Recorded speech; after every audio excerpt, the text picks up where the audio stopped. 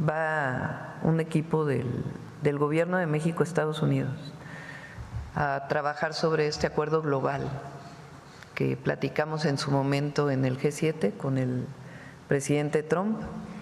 Lo encabeza el secretario de Economía, pero va un equipo de Hacienda y un equipo de Relaciones Exteriores. Y van a estar allá este viernes a iniciar todavía un proceso mayor de trabajo para los temas integrales. Seguridad, entre otros, seguridad de la frontera, migración y comercio.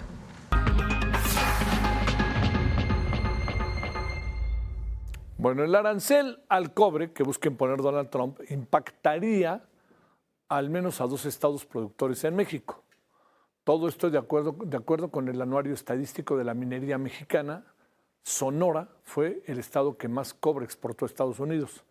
En segundo lugar del ranking aparece Michoacán, le sigue Zacatecas, Chihuahua, Baja California Sur. Las estadísticas comerciales del gobierno de Estados Unidos indican que tan solo en 2024 importaron de México un total de $975 millones en productos de cobre y cobre refinado, lo que posiciona a México como uno de sus proveedores. De igual manera, proveedores destacados. De igual manera, Donald Trump ha lanzado un arancel de 50% a todas las importaciones procedentes de Brasil. Esto después de un altercado público con su par brasileño, que Lula da Silva, quien llamó emperador a Trump. En una carta, Trump vincula los aranceles al trato de Brasil al expresidente Jair Bolsonaro, que está siendo juzgado por cargos de conspirar para dar un golpe de Estado. Ante esto, el real brasileño, el real, profundizó pérdidas anteriores y caía más de 2% frente al dólar. Cabe destacar que Estados Unidos es el segundo socio comercial de Brasil, después de China, y los aranceles suponen un importante, como puede imaginar, aumento respecto del 10% que se impuso en abril. Otros rubros que se verán afectados. Los productos farmacéuticos, en los que se prevén gravámenes del 200%, y a los semiconductores, como lo son chips esenciales para la industria tecnológica. De acuerdo con el presidente estadounidense, las empresas tendrían un periodo de adaptación antes de que los aranceles se apliquen en su totalidad. Esto sería, se calcula que en 1 año y medio. Conversemos sobre el tema. Le hemos pedido a Aribel Contreras, coordinadora de la Licenciatura de Negocios Globales de la Universidad Iberoamericana, que nos diga cómo ve las cosas, qué es lo que ella piensa. Aribel, gracias por tu tiempo. Muy buenas noches. ¿Cómo te va? Con el gusto de saludarte, Javier. Siempre un placer estar contigo y con todo tu auditorio. A ver, gracias, Aribel. Empecemos con el tema de qué tanto este 50% le puede afectar a México y qué tanto, cómo deja a la industria del cobre en el mundo, como dicen luego, puesta con alfileres, o qué es lo que hay, Aribel. Adelante. Claro, Javier, la arquitectura de la industria del cobre es muy interesante porque, por un lado, si bien es cierto que Estados Unidos es un productor global del cobre, únicamente su producción le alcanza a cubrir el 50% de lo que consume. A nivel internacional, Chile se postra como el país número 1 en cuestión de tener minas que generan cobre, aproximadamente un 27%, Javier. China también está dentro de los principales países, lo mismo sucede con Australia, con la Unión Americana, y vemos que dentro de la arquitectura del comercio exterior de Estados Unidos, específicamente en el sector del cobre, pues al no poder cubrir su propia demanda, tiene que comprar desde afuera. Y el principal proveedor que le da cobre a Estados Unidos es Chile, pues también sigue Canadá, está México, República Democrática del Congo, en mucho menor proporción. ¿Cómo impacta esto a nivel internacional? Pues si pone aranceles a todas las importaciones provenientes del cobre, pues afecta a los principales exportadores de cobre hacia la Unión Americana, no nada más del cobre en bruto como una materia prima, sino también los productos derivados que se requieren al interior de Estados Unidos para principalmente la industria que tiene que ver con la electricidad, maquinaria y por supuesto la industria de la defensa. Por eso es que para Estados Unidos esta materia prima se considera como un elemento estratégico para su seguridad nacional.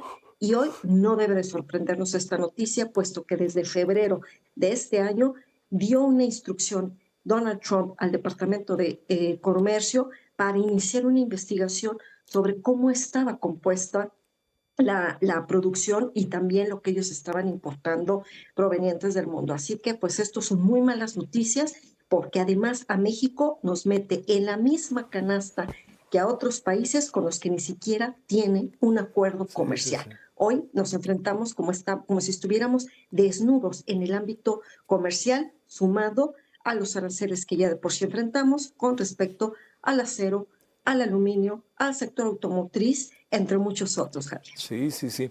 Oye, el 50%, digamos, esa cantidad, ¿cómo presumes que la deciden? Te diría, a ver, 50% y ¿por qué no 25%? ¿Por qué no 10%? ¿Por qué no 40%? O sea, ¿el 50% tiene su dosis de castigo? Recordaremos que su aritmética no es precisamente basada en el razonamiento lógico, sino su aritmética va en función en cuanto a qué tanto Estados Unidos importa o enfrenta un déficit comercial. En el caso del cobre, no precisamente Estados Unidos tiene un déficit, en particular frente al resto de sus socios comerciales que proveen del cobre. Sin embargo, creo yo que él se fijó este arancel pues considerando que el 50% de lo que consume Estados Unidos lo tiene que comprar de afuera, pero ya sabemos que sus matemáticas y sus ecuaciones comerciales están más alineadas a la política que a un verdadero razonamiento comercial. Estas son las medidas neoproteccionistas que llegaron en la era de Trump 2.0, Javier. ¿Qué tan delicado puede convertir el problema de Estados Unidos con Brasil? Tomando en cuenta que también Brasil, bueno, es el segundo socio comercial para Brasil, para Estados Unidos, Estados Unidos, en términos después de China, para Brasil es importante. Cuando te planteo esto, Aribel, ya se metió la política abiertamente con el caso de Jair Bolsonaro. Bueno, y de hecho, veamos, Javier, que esto se da días después de que también se pronunció el presidente de Estados Unidos a favor del primer ministro israelí Benjamín Netanyahu, donde postea y manda una carta al Tribunal de Justicia de Israel, donde dice que ya no debe de avanzar el juicio de corrupción contra el primer ministro, porque él dice que su país lo necesita ahorita libre de temas legales. Ahora se va con Bolsonaro a cobijarlo, a protegerlo y a confrontarse directamente con Lula da Silva. Esto es meramente una verdadera venganza y revancha por el pronunciamiento de días pasados que hizo el anfitrión de la cumbre de los en Río de Janeiro. Entonces ya sabemos que este es el actual político. Sin embargo, en el plano comercial, pues no estamos hablando de un país pequeño, estamos hablando de una potencia comercial a nivel regional de América Latina y el Caribe que tanto compra como vende grandes cantidades de materias primas y productos terminados con Estados Unidos. Entonces, no es un tema menor, desde la industria del calzado, automotriz,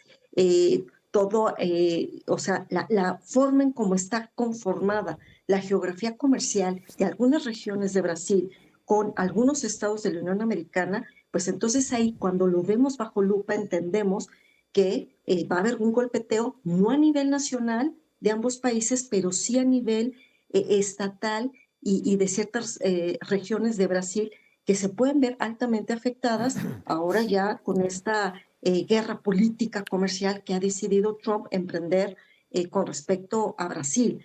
Es lamentable, pero ya sabemos que este es muy al estilo del presidente Donald Trump. Y si viéramos alguna situación parecida en El Salvador o en Argentina, no dudemos que también saldrá a la defensa política, legal y económica de sus secuaces que fungen como estos pequeños satélites políticos en el hemisferio, donde Estados Unidos ha dicho, al menos ante la llegada de Donald Trump, que le interesa mucho regresar a América Latina y el Caribe y desplazar a China. Pero con este confrontamiento tan directo ¿Cómo con le Brasil, haces? pues me parece que no se va a alcanzar, al menos no en el corto plazo, No, Javier. no, a nivel, no tienes cómo hacerle también, es un asunto de sobrevivencia.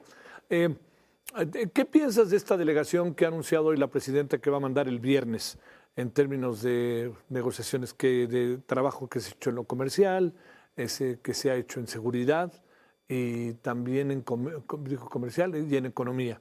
Cuando te lo planteo por lo siguiente, puedes ir allá a negociar y hablar, pero aquel quién sabe si te toma en cuenta, ¿no?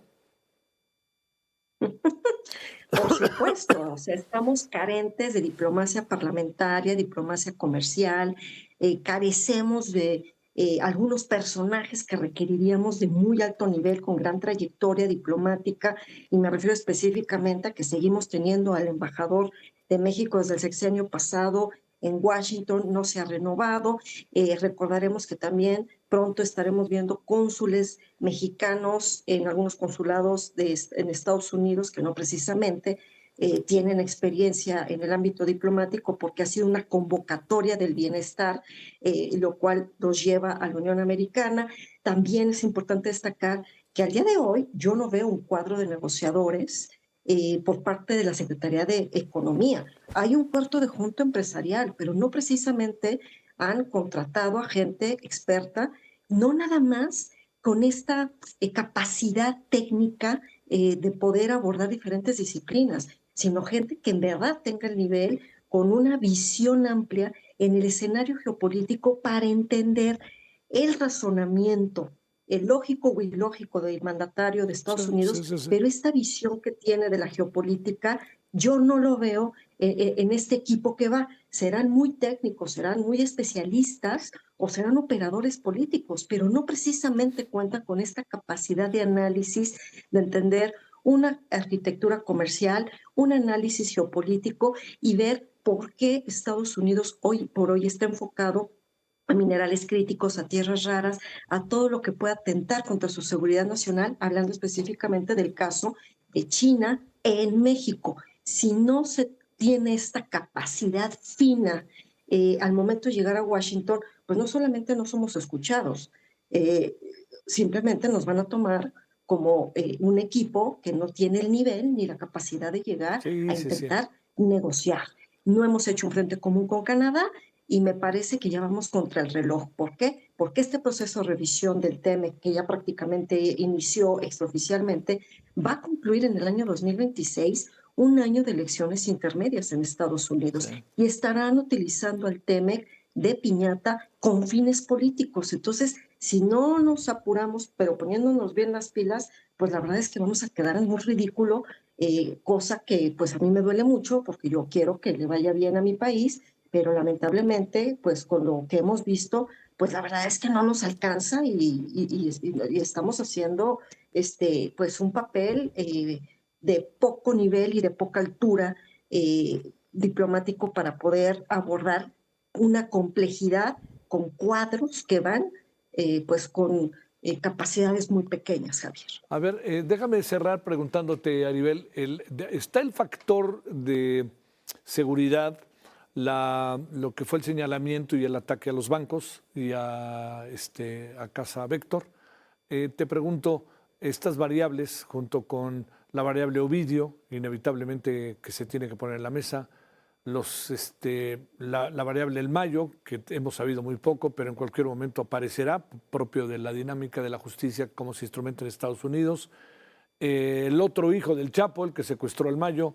Estas variables que tanto podrían pesar, entiendo sí en el ámbito de la seguridad, pero podrían también pasar por el términos de, al ver todas estas cosas, aplicar aranceles, aplicar medidas comerciales, alguna cuestión de esta naturaleza, o realmente caminan por otra vía. Mira, a mí me parece que aunque no ha habido ningún anuncio oficial de una evolución del entendimiento bicentenario, que era el marco en temas de seguridad bilateral en el sexenio anterior, sin duda estamos visualizando que temas de la agenda política se entrelazan con temas de la agenda comercial. Estos puntos tan álgidos y sensibles que has hablado, que aunque en estricto sentido pareciera que son temas de la agenda doméstica de México y que nos pudiéramos envolver en la bandera nacional y lanzar estas narrativas desde Palacio Nacional diciendo que estos temas se abordan nada más de la frontera para acá, Claro. pues claro que están sobre la mesa. Por supuesto que tiene que ver con temas de la seguridad fronteriza y atentan a la seguridad nacional de Estados Unidos por todas estas redes que significan para la Unión Americana. Están presentes, están latentes y no olvidemos, una cosa es la narrativa que escuchamos todos los días en la mañana en México y otra cosa son las conversaciones en privado que se tienen entre las delegaciones de México y las delegaciones de Estados Unidos. Y también lo hace Estados Unidos. Tanto el gobierno mexicano endulza el oído con mensajes neopopulistas a la población mexicana, como también sucede con el inquilino de la Casa Blanca, hablándole a su base electoral. Pero al final del camino se tienen que poner sobre la mesa estos temas sumamente sensibles que no precisamente se pueden considerar como no intervención o que ellos no tienen ningún derecho de mandar agentes oficiales portando armas y que qué hacen acá. Eso se ha hecho siempre, desde hace décadas atrás, no deberá de sorprendernos y mucho menos sorprendernos las mentiras que se dan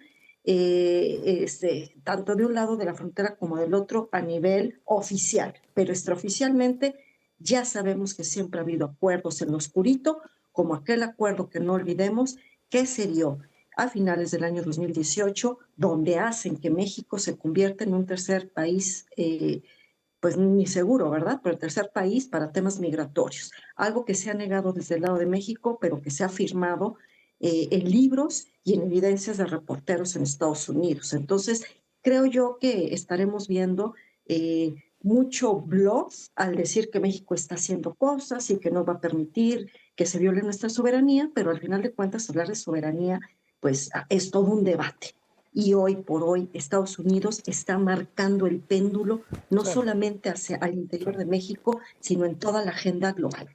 Nos guste o no, estemos de acuerdo o en desacuerdo, pues la era de Trump 2.0 llegó para meter este sismo y mover las placas tectónicas, tanto en el ámbito geopolítico como geoeconómico, y al ser nosotros sus vecinos del sur, pues nos lleva ahí, por supuesto, más que en la carrera, para tener que enfrentarnos a estas necesidades de ellos, que en algunas cosas tendremos que acceder, nos guste o estemos en desacuerdo, pero al final del camino México tiene que hacer su chamba. Maribel, te mando un gran saludo, gracias que estuviste con nosotros, muy buenas noches. Al contrario, un fuerte abrazo como siempre, Javier. Gracias. Hasta pronto.